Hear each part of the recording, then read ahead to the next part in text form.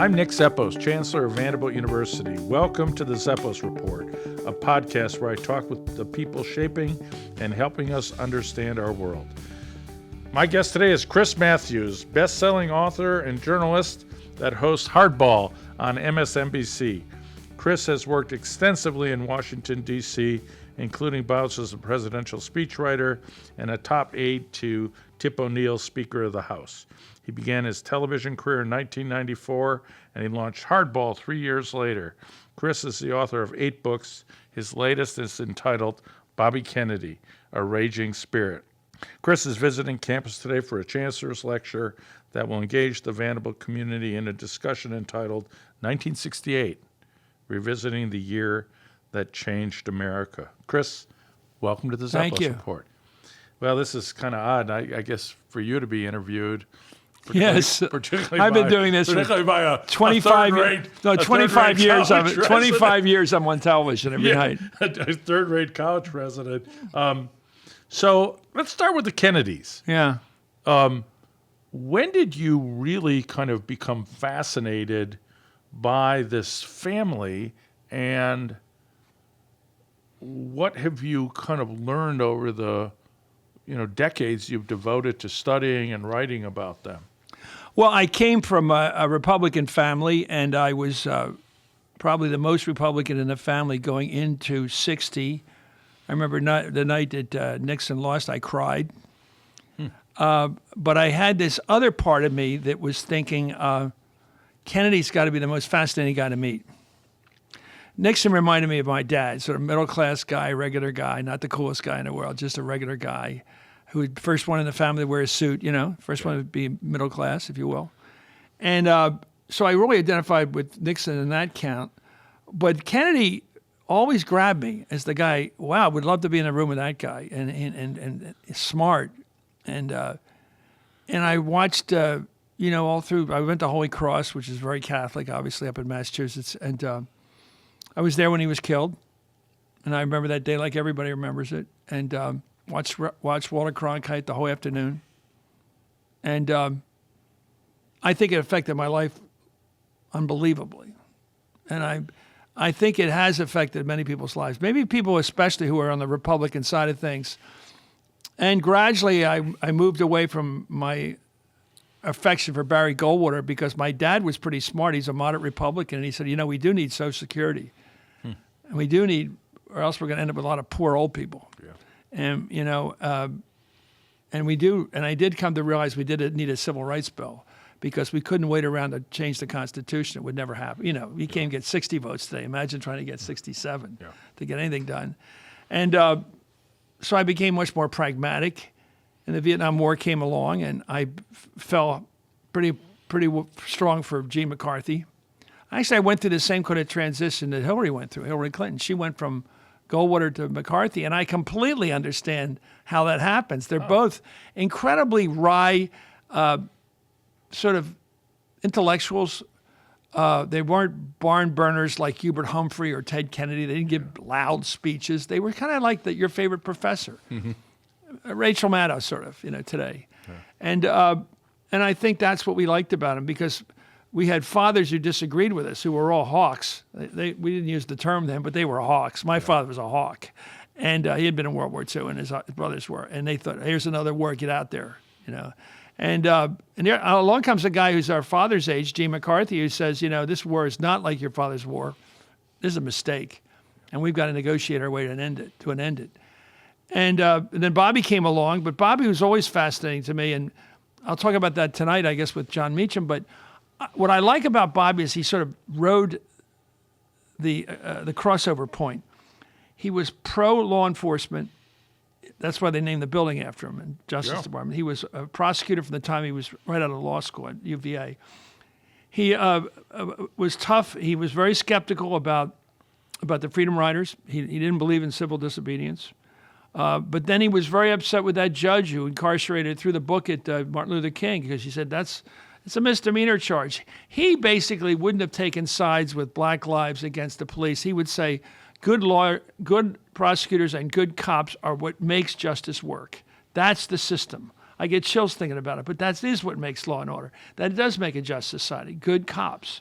They keep the peace and they keep justice. And prosecutors do the same thing. So he wouldn't have been a classic liberal. He would have been somebody who said, we need law and order, and we got to look out for people. The system is a tough one. We got to look out for the losers who get caught up in the system. But he wanted people to obey the law. Sort of like Bill Clinton, work hard and play by the rules. Yeah. Very similar to that kind of Democrat. And also, he wasn't a snob, Bobby. I'm getting into Bobby now because this is my... Yeah, I was going to say the... Bobby's my focus in my head right now. But yeah, and when does Bobby make this big transformation about the little person and the dispossessed? What do you think drives that, Chris? Well, I think we're all... I keep asking people who've been married, especially, did you ever meet anybody who changed? Yeah. Because nobody changes, right. Really. But you do steer a little bit in different directions. You become more yourself, maybe. Yeah. Or Bobby, people say, well, he didn't really have a heart till after his brother was killed. And you can argue that case, and it's not a bad argument. He did go through a real crisis of the soul, really. And that Greek thing he quoted from, even in our sleep, wisdom, he said, even in our sleep, against our will, wisdom falls drop by drop on the heart until through the awful grace of God comes wisdom, kind of. And I think he did go through that, the horror of his brother's loss, and reading the Greeks, he did change. But from the very beginning of his life, I went through a lot of research on this. He showed signs like when Father Feeney was out there singing the song in the Harvard Square, No Salvation Outside the Church, he went to war with him. He wrote a letter to the editor, his mother's scared to death. He wrote a letter to the cardinal, He did not like this preaching of we're the only religion. And wow. He did the same thing with Ralph Bunche when he invited him to an African-American guy, the first African-American Nobel laureate, but a black guy nonetheless, to UVA Law School. And all the white kids down there who were going to law school with him said, this is going to ruin our careers down in the South. You can't be bringing him to speak to an integrated audience. He said, no, he's not coming without an integrated audience, and we're going to have him. And he talked to the president of the school into having an integrated audience, which is a big deal. Bobby had a lot of signs early on. He was the runt in the family. He was always talking about being Irish and what a burden that is. Yeah, right, okay. But I was never big on that because I think they were leaning on how tough it was for his grandparents. Let it go, But he was always talking about how tough it was. My mom was like this, how really? tough it was. You'd say something about civil rights and she'd say, don't talk to me about them. Really? We had it tough too, I think there were a lot of signs of compassion from the guy early on. He talked to his classmate, Dave Hackett, about the poor people outside the window of the train. Why can't we do something? In fact, one time Lem Billings goes up to the old man, who I don't like, and said to Joe Kennedy, isn't it wonderful how generous Bobby is? And the old man said, I don't know where he got that from. So, they weren't, Bobby was Bobby. And people, I think the best comment on was Arthur Schlesinger. He said that Jack was a realist, brilliantly disguised as a romantic, and Bobby was a romantic, stubbornly disguised as a realist. Huh. They were Jack was cold. Really? Want to hear a good one? Yeah. I just thought of it. I wanted to tell you guys today about Jack. Oh, yeah. His closest friend, Chuck Spaulding. I got him on the phone before he died in San Francisco, and I said, okay, what was Jack like? All right, what was he like? He said, I'm told about that. Okay, I'll tell you one story. So I'm about to get divorced from his wife, Betty. And he's sort of upper-class guy, like most Jack's friends were. That's another difference. Jack's friends were all aristocrats, multi-generation, Yale and all that, prep school guys, David Ormsby Gore.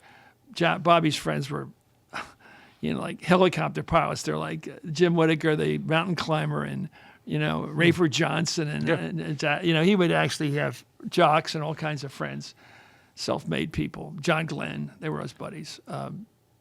Annie Williams, actually. So he said, Chuck said, I'll tell you what he's like. I was about to get divorced from my wife. And Jack knew about it. Yeah. So things were terrible. But he had a girlfriend at the time. He was ready for it, headed toward. So they're going out on a boat trip that morning, and it's Jack, Chuck, and his wife, Betty, who he's about to divorce. And as he's about to get on the boat with them, he goes, the agony and the ecstasy. Absolutely witty, absolutely cold, Cold. frighteningly cold. Yeah. You're saying it to a woman who's just about to be dumped and a guy who's about to be left scot-free. And he's telling it to their faces. But he said that was why Jack was so lovable. But not lovable, that's not the right word. So charming, because he was coldly able to see the fun in things that could hurt, but he was something else. Yeah. Let me ask you. You never heard that story before? No, You no. Place Lyndon Johnson as in Well, the I dug context this. of the tragedy. Okay. Do you think there's a revisionist movement on Lyndon at all, or is Robert Caro keeps writing his books. Is it impossible? Okay, to here's do? I mean, what kind I want to quote because I kind of look at Johnson and I look at the domestic agenda and the boldness of it, frankly the tenacity of some of it. Do you ever meet people you naturally like and people you don't like naturally? Well, he said these are like two dogs that meet on the street. They just start barking at each other. This is my sidewalk. No, it's my sidewalk. Really? I got the idea from Caro. I dug it up and credited him in the book because I'd heard nobody knows more about Johnson. And in 1953, Johnson has just become Democratic leader. He's become majority leader like in 4 years. And he's walking around the old Senate. I guess there was a Senate cafeteria in the basement of the Senate building then. There's only one Senate building. And Joe McCarthy's staff were all having breakfast together, and Bobby's one of them. And Johnson comes by very magisterially past them, and Joe jumps up, Mr. Leader, and all this stuff, even though he's a Republican. Yeah. And Bobby doesn't want to get up. He won't show any respect. And finally, Johnson, who only spots who the guy is who's not showing respect, comes up to him and tries to offer his hand, and Bobby finally gives him a fish. He finally gives him a little bit of a hand. So Johnson walks away, and he's with George Reedy as press guy. Yeah. And he said, it's about 1940. In 1940, Johnson was sitting in the Oval Office with FDR. When somehow they get on FDR's on the phone with Joe Kennedy. He's coming back from Britain right before the accident. You know this scene. And Joe, it's great. Come on back. Bring Rose with you. Have dinner tonight. Yeah. Get here direct. Yeah. And all this BS. Meanwhile, he leans over and does an aside to LBJ. I'm going to fire the SOB. So Johnson dines out on this for years, from 40 to 53. Yeah. Bobby gets wind of it. So this using the old man as sort of the pincushion for this family. And he goes, and then in 1960, even though he backs Jack in 56 for the race for the VP nomination, in 60 he goes out to LA at the convention. He starts talking about, I was no Chamberlain umbrella man. I didn't think Hitler was great. He went back into the old family sensitivity of being appeasers. Yeah. I think the kids all joined the service to overcome that. Yeah. I think there were, like a lot of immigrant kids, it's almost like in The Godfather, Michael really is an American. The old man's not an American, he's an Italian. Yeah. And I think the kids really are American. My grandmother from Ireland had the 3 pictures on the wall, and she came from Ireland. And she's got the pictures of Uncle Bob, who was in the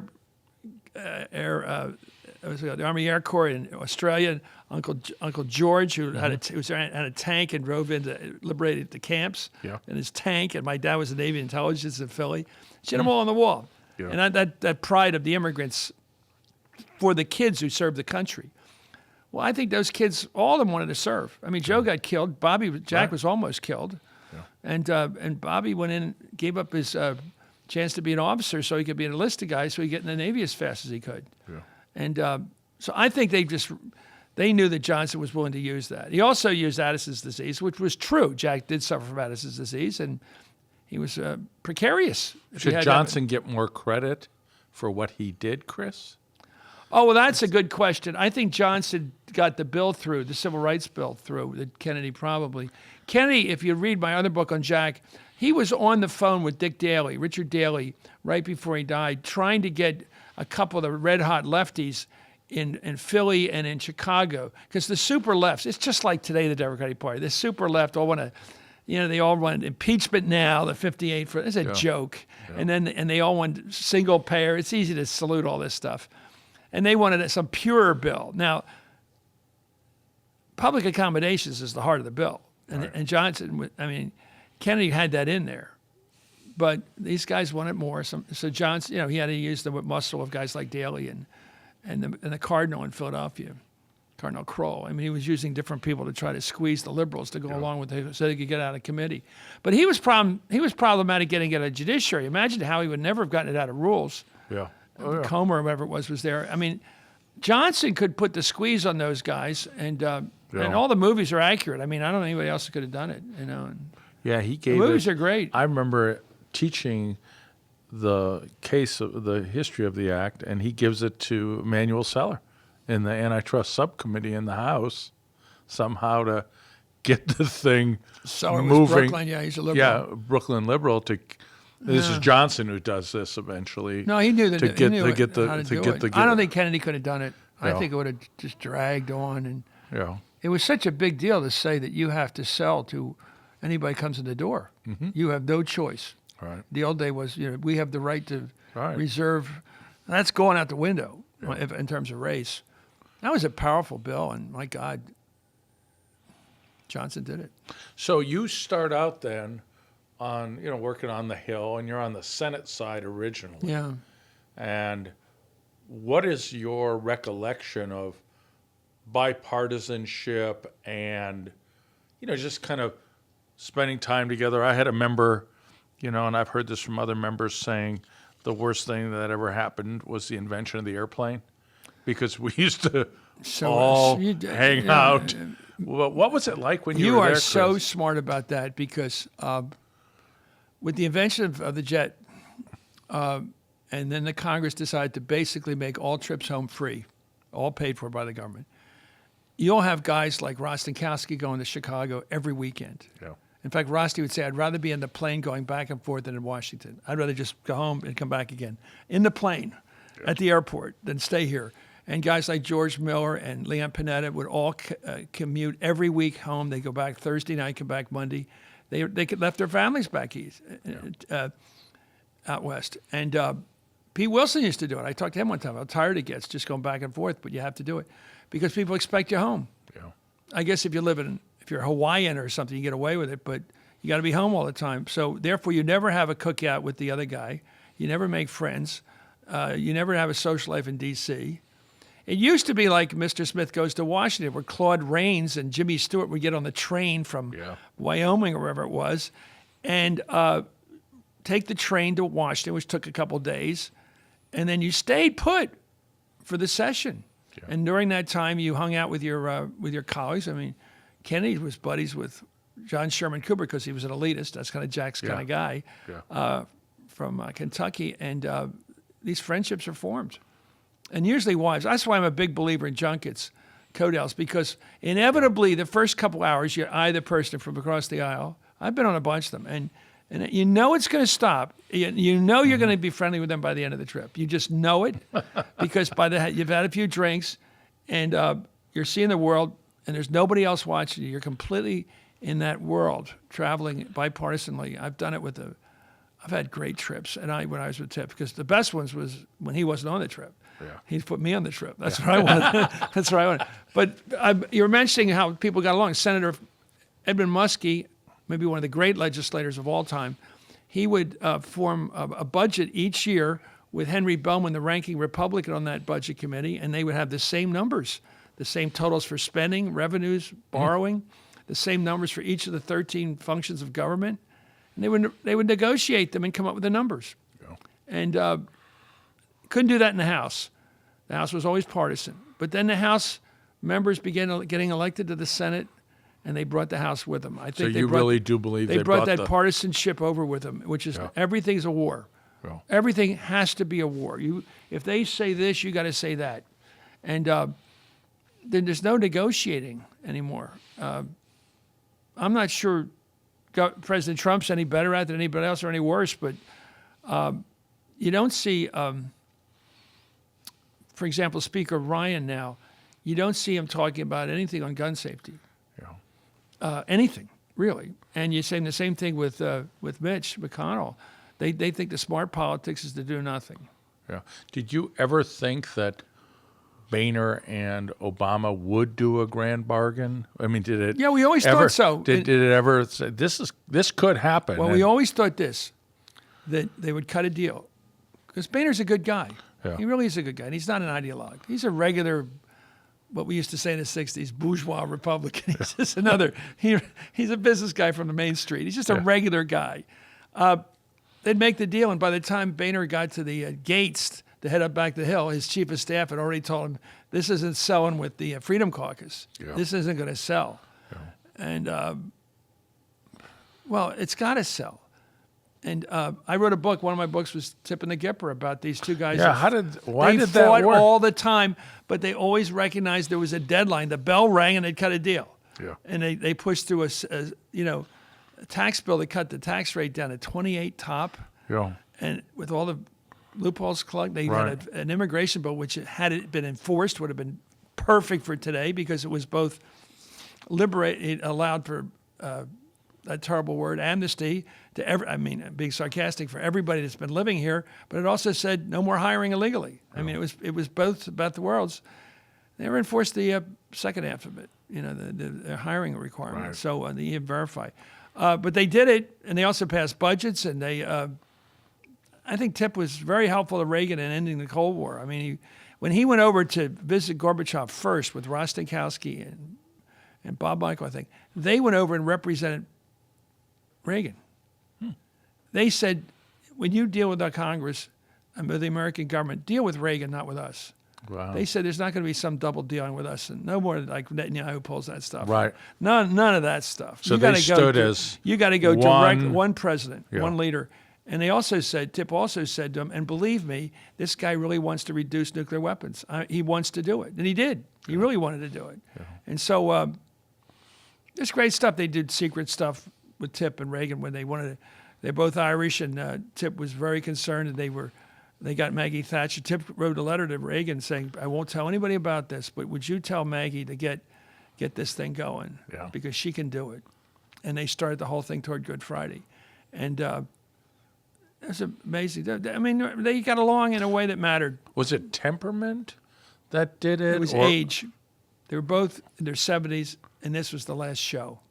And I believed that you couldn't kick the can down the road anymore. They knew this was their chance to get something done. And Reagan was a serious man about getting things done. He wasn't a show-off like other politicians. He wasn't interested in...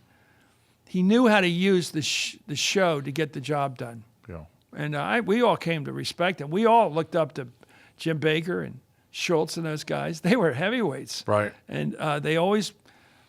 Ken Duberstein was head of congressional relations, and he and I would talk on the phone, and they'd do favors back and forth. He put me on the trip to for King Sabusa's funeral when I was at the Peace Corps in Swaziland, and who else, I called him up thinking, who else wants to go to King Sabusa's funeral? I want to go. Yeah. And I went with Lionel Hampton. So Oh, really? He was my traveling partner. Wow. So He's a Republican. really? Yeah, he's a big Republican. So what? Like Jackie Robinson was a Republican. Yeah. Will Chamberlain was a Republican. It's not all ethnic based, Yeah. So are you, when you look back at the Peace Corps work, and then you look at today, are you in favor of some mandatory national service? Do you ever think of that to kind of try to? I mean, the if way you make we it mandatory, then you'd have people over there who didn't belong over there. Yeah. I do think it would be a. Let me It's just just tell how you do we something. bring the country together? Let me tell you what I would common like. cause. I want to talk I about mean, it something. can't be a parade. It can't be. My next book, maybe, Okay. is going to be about the importance or the value. I don't know what you did, but most people go to med school, do a law school, and then go to work if they're lucky, or they just go to work, and they get a wife who's pregnant all the way, and all of a sudden, like my dad has 5 kids. All of a sudden, he's just work his ass off in the beginning. He never gets to do anything on his own. He never bought a Coke. He never walked across the street to Independence Hall to look at it. He just worked, and then play golf on the weekends, and bowl on Friday night, play cards all night. That's how he lived. I think I'm lucky because when I was in grad school at Chapel Hill, and I was working on a PhD in economics, and I was memorizing my way through. I mean, I knew how to just grind it out, memorize. I knew the professors and what they wanted, and I reproduced almost photographically what they wanted in the blue books. But I didn't understand it. I nearly never understood the general theory and all this stuff. So I was going to stuck it out. I might have ended up at Virginia Tech somewhere teaching. And I wouldn't have been happy because I wouldn't know what I was doing.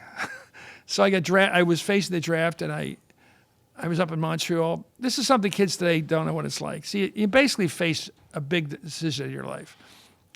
I had about 10 options. It was go in as an enlisted guy like Al Gore did, and try to get to be a PIO, something you thought would be a career.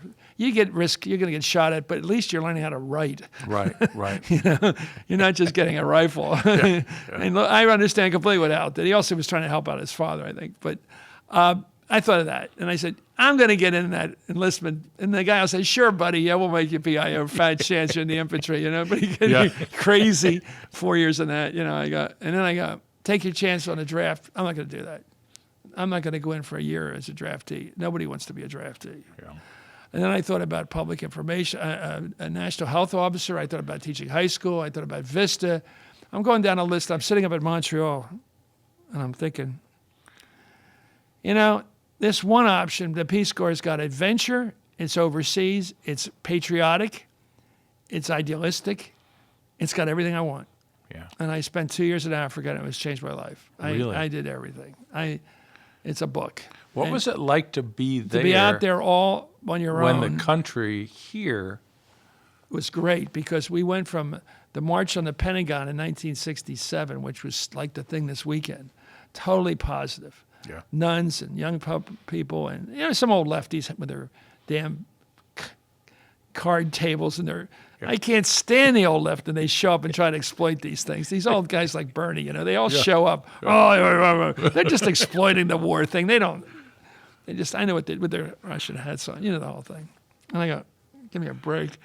But when I came back, I remember getting off the plane at JFK, and I was after hitchhiking, going about Africa and doing all this crazy stuff. I came back broke.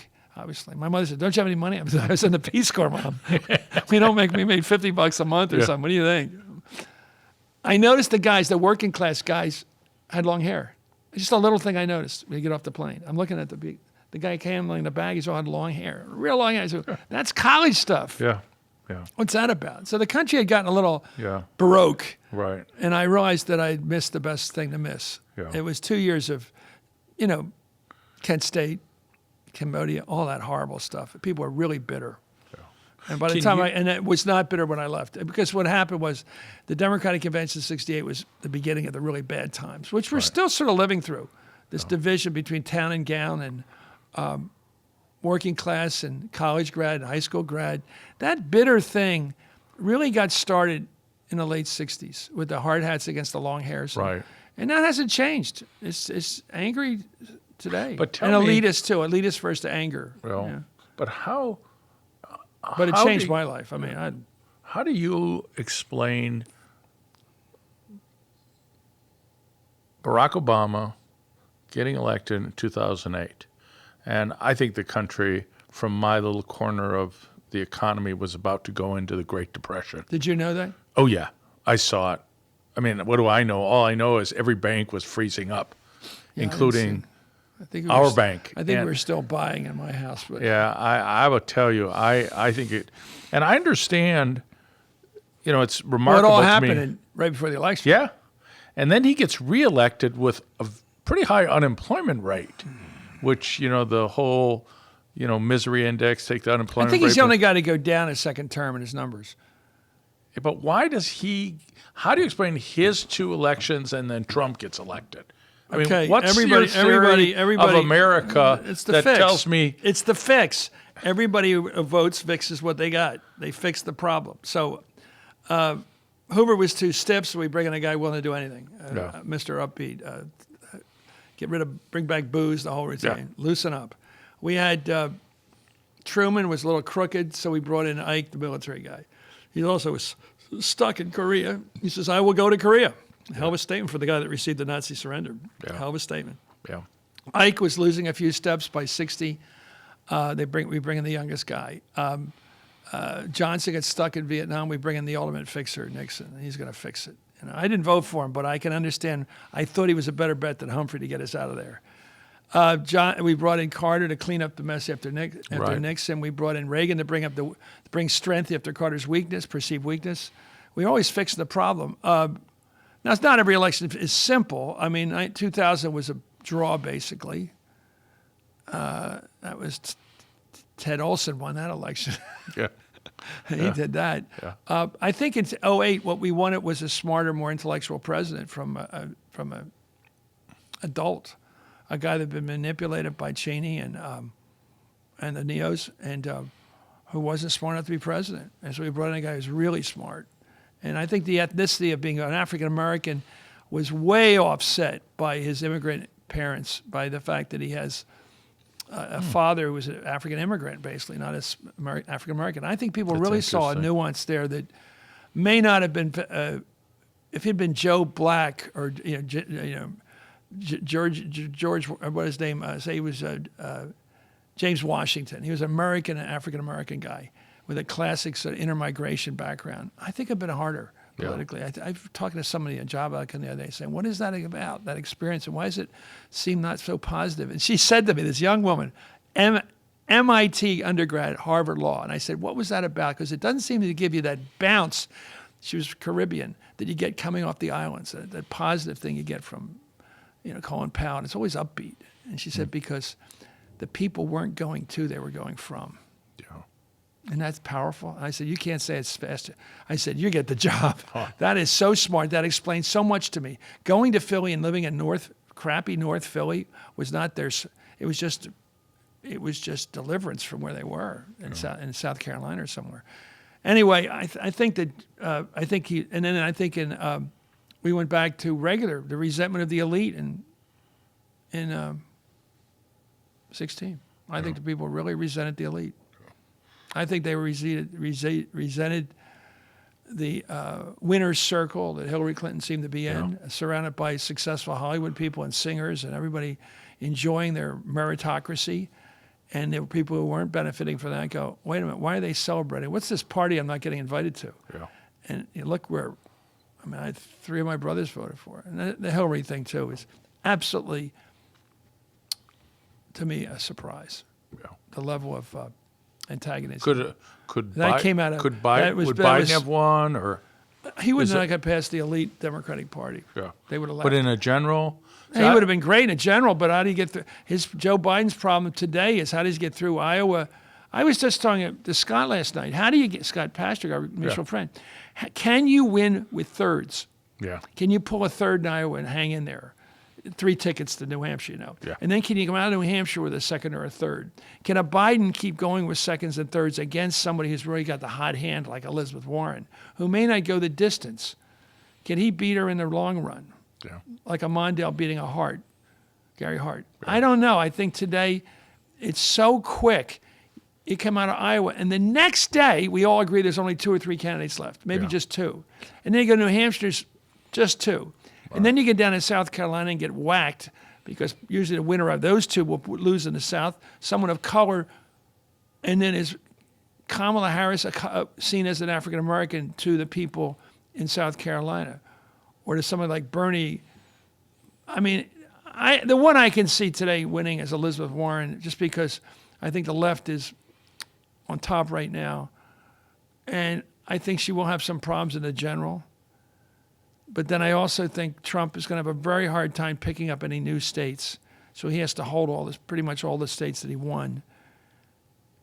Maybe the Democrats start with Hillary's numbers, and then they just have to pick up a few states like Wisconsin or Pennsylvania, Michigan. They got to win where they should be winning. Yeah.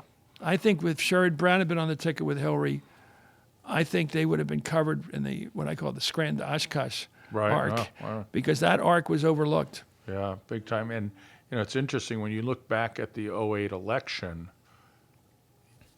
the auto industry was saved by the federal government at that time. And so McCain is running. What did they do? They basically pumped money into General Motors, because if General Motors and Ford, I don't think Ford needed subvention, but all the suppliers then go out of business. You probably are up to 15-20% unemployment before. And so McCain, and then I think Romney is running on, I'm going to balance the budget. I've got to fix Medicare, Social Security, and the auto bailout was a horrible idea. And, Trump never talked about entitlement program. Even to this day. He's a Paul.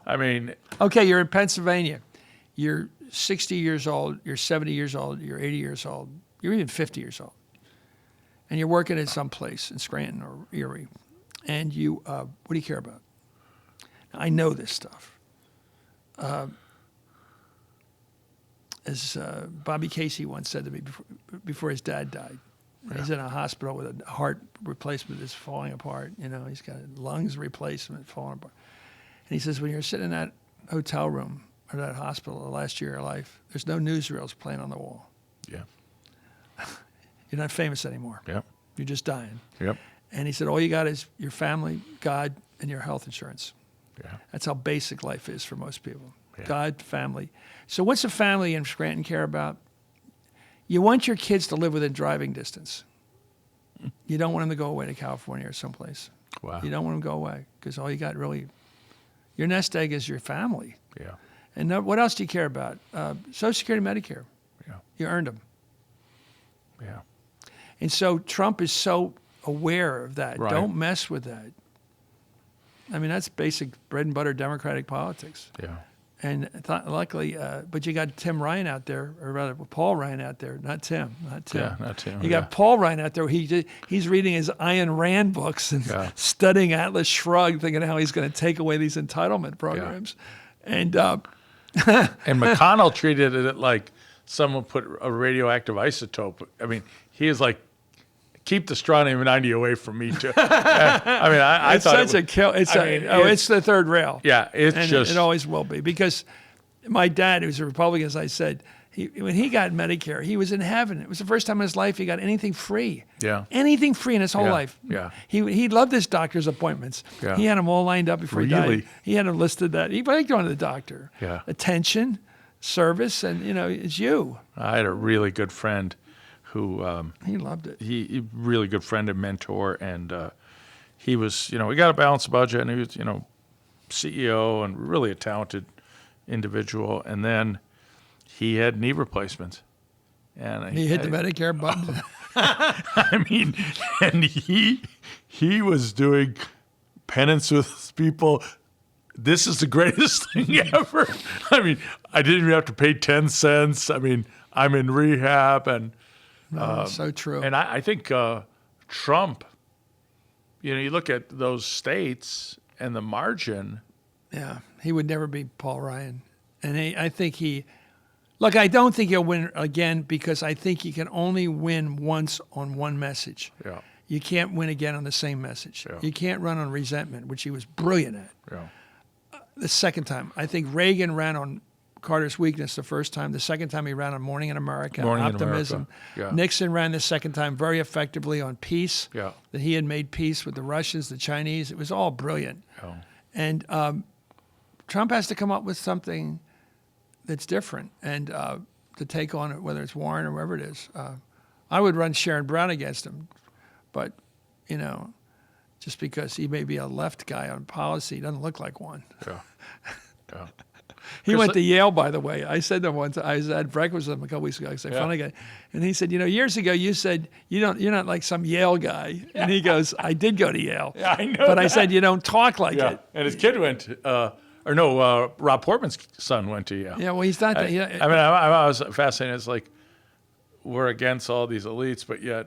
Well, he doesn't talk like, he's got a gravel voice. Did you go to Yale? No. That's the school everybody wants to go to. Yale's like it, but. Yeah. He just said. I'm K through law school, public education. Where? Wisconsin. Well, of course, it's Madison. Yeah. Well, that's pretty Chris, good. let me just close. How many states have a Madison? Yeah, well, Ann Arbor and Berkeley maybe, but now Boulder. Let me tell you something that Mike Barone, before Mike Barone turned right wing and everything, he told me, of course he knows all politics. He could give you the British line going back to Hastings. He can tell you everything. It's what he knows is astounding. He said Democrats were popular with the middle class, working class, back when they advocated for everybody. Yeah. And they were in California, you go to school, whether it's Foothill or it's Berkeley or it's UCLA or it's somewhere in the middle like Davis. Everybody went to school. Yeah. Everybody got a leg up. They had highways for everybody. Their highways weren't for restricted highways, they were for everybody. And so guys like Pat Brown built that. Yeah. Beaches were kept away from the Barbra Streisands. Everybody gets to go to the beach. The beaches are owned by everybody. There's no cutoff. Everything was aimed at keeping everything for everybody. Yeah. You know? That young guy who just won in... Connor Lamb. Connor, what a great name. Yeah. What a nice name. Yeah. Connor Lamb was saying, we're for Social Security and Medicare because everybody's for them because everybody gets it. Yeah. And he said, I don't know how he picked up on this, Yeah. but that's exactly how you win back the majority. Yeah. You become a majority party again. That was minority set-asides and affirmative action and all this stuff that seems to be, and all this focus on DACA. DACA is a good cause, of course, but when you stop the government over it, you stop the government. Right. You're saying, I care more about this group of people than the whole country. Yeah. It's the wrong statement. Yeah. It's just the wrong statement. And I think that the Democrats are playing, factional politics when they should be going with universal politics. Yeah. But that's just my view. Yeah, let me ask you, you started this show called Hardball, and it's very successful, very popular, but yet what we see in other channels of media, whether it's online or do we call that low ball or chin music, pitching at the head? Because the media is now is, you can say you play hardball, but what we see in a fragmented media is pretty I agree extreme. completely. I agree completely. And I know my audience, I know my audience. Yeah. I meet them everywhere. I know who they are. Yeah. There's some younger people, but a lot of people my age, a lot of people that love history, a moderate left of center, would like Biden, maybe sons and grandsons of immigrants. I know them, and African Americans too. I know my people that watch my show. But you're right. I mean, Roger Ailes once said to me, if you'd come over to me, I would have moved you over to center right, and you would have kept your center left. I mean, he openly said what he was going to do to me. I wasn't even thinking about it, but he knows what he does. I mean, he's got people like Shepard Smith and Brett Baer, who are news people, and he's got Hannity, who's an advocate. Yeah. And now he's brought in Ingram to help him, and Tucker. These are different versions of the dream, and people want it. Yeah. They want to hear it again. I'm always amazed sometimes when people tell me, I watch you all, and I say, all through the night? 4 or 5 hours? Yeah. I mean, I am kind of amazed at that. Yeah. That's a lot of television. Yeah. But we do have Joe and Mika, who were sort of moderate Republicans, I guess. I don't know. Mika's a Democrat, but I mean, Joe's a moderate Republican. And he's an anti-Trump Republican. So last question. But I tell you, I think in defense of what goes on cable at night, it's very much a modern version of the afternoon newspaper's op-ed page. Yeah. It's what we grew up with, the Bulletin or the Daily, the Star in D.C. You get home on the train, and there you have all the James J. Kilpatrick and all those op-ed and Buckley and the rest of them. And it's all there, and you go, this is what we get on television now. Yeah. So where are you on the midterms? Too early to call now, Chris, or too much? I don't know. I think all these retirements are opening up all these opportunities for the Democrats. Yeah. And I think the Pennsylvania map, I think they'll pick up. It's 13-5. I think it's going to be more like 9-9. Mm-hmm. So they pick up 4 there. And Delaware County, Montgomery County, Allentown, somewhere over left near that guy, Connor Lambs, he should win. I think that what you'll see is a lower turnout than usually from the conservative side. They're kind of disillusioned with Trump right now. They're not thrilled. I think the women and the moderate men in the suburbs are going to really swing. There's no Hillary to run against. I think Hillary was a factor. I didn't realize till the end how much of a problem she was for the Democrats. Without Hillary out there to attack, now they go after Pelosi and they'll try to make her an issue, and that will work some places. But I think they should sweep in. I think they win 35 to 40 seats. Wow. The Senate, though, is very different. I think Heidkamp is tough. Yeah. I think, was it North Dakota or South Dakota? North Dakota. I think that I love McCaskill. I don't love her, but I think she's great. Claire McCaskill is a tough, moderate Democrat. She's fighting for her life. Yeah. I like Donnelly, of course. Yeah. Irish Catholic guy from Notre Dame. Yeah. He's going to have a real fight. Right. I think Manchin probably wins narrowly. Yeah. Bobby Casey should win. Sherrod Brown should win. But I can see them losing. And then a couple of seats. And I can see them maybe winning in, well, maybe here. Who knows? You guys don't want to know. Maybe with former governor. Maybe. But Blackburn always, I wouldn't underestimate her. Yeah. I think she's an attractive candidate, which always has been. Consistent, tough on TV. The kind of woman candidate I think a lot of guys will vote for, conservatives will vote for. I think that'll work. I think there's always a chance Democrats can win against Heller, although they may not have the right candidate. I don't know. Arizona, I don't know. I think it's tough to pick up the Senate. Yeah, I do. I think it's just They could actually lose seats. Yeah. But the House. But then Trump will run against Pelosi in 20. Yeah. He'll blame everything on Pelosi. Nothing will get done for 2 years. Yeah, That's not good. Doesn't look promising, does it? Can you imagine Mitch McConnell and Pelosi cutting a Yeah. deal on anything with Trump supporting it? Yeah. It's not good. And I think they can kick this docket thing down the road and keep kicking it down the road. I think immigration is the big proof the system's not working because we have a very liberal view of immigration in this country. Just pass a bill you believe. My view of this is don't serve in Congress unless you're willing to pass a bill you believe in enforcing it. If you don't believe in enforcing a bill, don't vote. Mm-hmm.